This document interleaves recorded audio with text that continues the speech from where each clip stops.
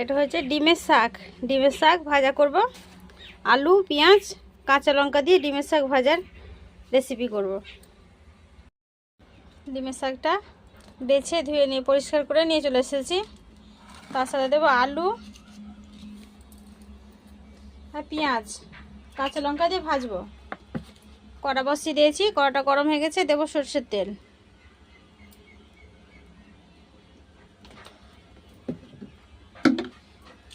দেবো একটা শুকনো লঙ্কা, কাঁচা পাকা লঙ্কা,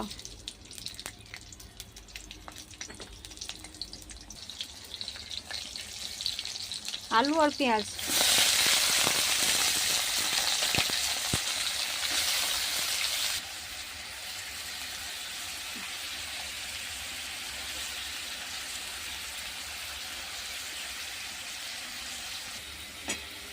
আলু পেঁয়াজ লঙ্কাটা একটু ভাজা ভাজা হয়ে গেছে, এবার দেব ডিমের শাক।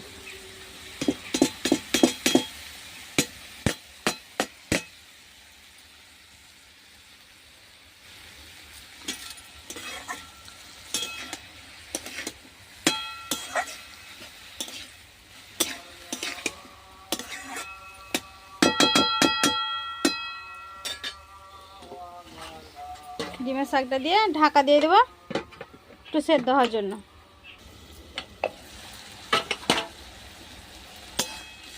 আবার ঢাকাটা উঠে একটু নেড়ে দেবো।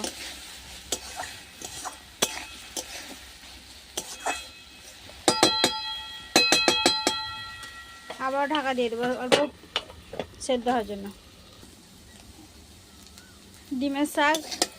ডিমের শাক আলু পেঁয়াজ ভাজতে রেসিপিটা আমার হয়ে গেছে। কাঁচা লঙ্কা দিয়ে ভাজলাম, দেখেন বন্ধুরা কি সুন্দর রেসিপিটা আমার হয়েছে। এবার আমি উঠিয়ে নেব।